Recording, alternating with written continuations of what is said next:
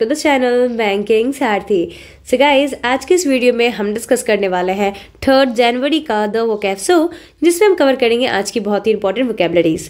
तो चलिए बिना किसी देरी के वीडियो को स्टार्ट करते हैं। आज का सबसे पहला वर्ड है रेमिफिकेशन। रेमिफिकेशन क्या होता है? ये एक नाउन है जिसका मतलब है अ कम्प्लेक्स और unwelcome consequence of an action और इवेंट। यानी कि कोई भी इवेंट है, कोई भी एक्शन है, उसका कैसा कंसिक्वेंस मतलब क्या होता है? नेगेटिव रिजल्ट, है ना। तो कोई कैसा रिजल्ट होना? अनवेलकम रिजल्ट, जो कि आपको पसंद ना आए ऐसा, या कोई भी चीज़ का जो कॉम्प्लेक्स सा रिजल्ट आता है कोई भी एक्शन का, उसे हम कहते हैं रेमिफिकेशन। सिनोनिम्स क्या हो जाएगा? आफ्टर मैथ या इम्प्लीकेशन। एंटोनिम्स क्या हो जाएगा? काउज या ओरिजिन। याद करने की ट्रिक देखिए, बिना वेरिफिकेशन के एग्जाम हॉल में एंटर करना रेमिफिकेशन हो सकता है। यानी अगर आपने वेरिफिकेशन नहीं कराया और आप एग्जाम हॉल में एंटर कर गए तो इसका इफेक्ट, इसका रिजल्ट क्या हो सकता है? नेगेटिव ही तो होगा ना। तो बिना वेरिफिकेशन के एग्जाम हॉल में एंटर करना रेमिफिकेशन हो सकता है, यानी इस चीज़ का नेगेटिव कॉन्सिक्वेंस हो सकता है। ठीक है, तो इस ट्रिक से आप ये वर्ड याद रखोगे। एग्जाम्पल देखिए, he did not think of ramification for his unwise action. उसने बिल्कुल नहीं सोचा कि वो जो अनवाइज एक्शन ले रहा है, बिना सोचे समझे जो एक्शन ले रहा है, उसका क्या रेमिफिकेशन हो सकता है, यानी कौन से नेगेटिव कॉन्सिक्वेंसेस हो सकते हैं, है ना। तो इस लेसन में देखा कि इस वर्ड को हम सेंटेंस में कैसे यूज करेंगे। मूव करते हैं नेक्स्ट वर्ड पे।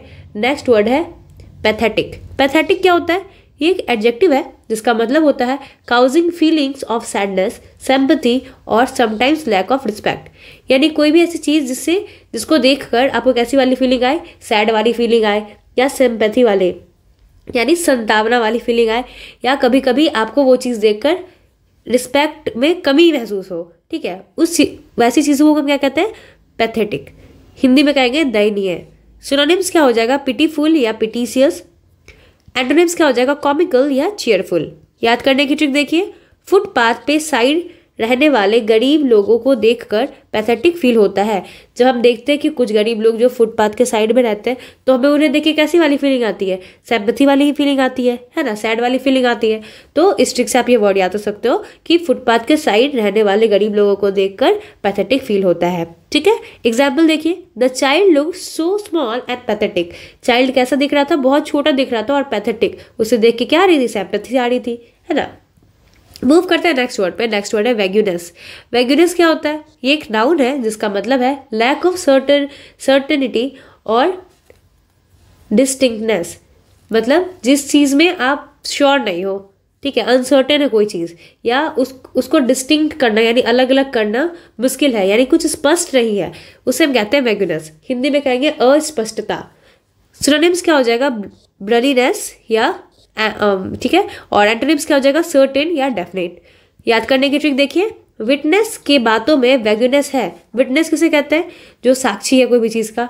ठीक है, तो जो विटनेस था, जो साक्षी था, उसकी बातों में वैग्यूनेस है, यानी वो अपनी बात को लेकर श्योर नहीं है, उसकी बातें स्पष्ट नहीं है। ठीक है, तो इसका एग्जाम्पल आपको खुद से फ्रेम करना है और आपको सेंटेंस कमेंट बॉक्स में लिखना है, ये आपका होमवर्क है।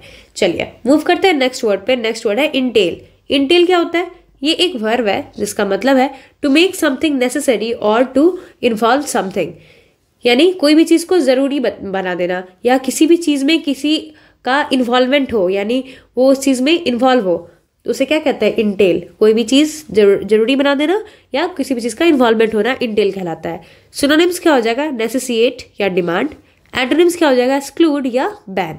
याद करने की ट्रिक देखिए, इंडियन रेल इकोनॉमी के लिए इंटेल है, यानी इंडियन रेलवे जो है, इंडियन रेल जो है, वो इकोनॉमी के लिए बहुत ज़्यादा ज़रूरी है, इंटेल है। ठीक, एग्जाम्पल देखिए, इस ट्रिक से आप ये वर्ड याद रखोगे।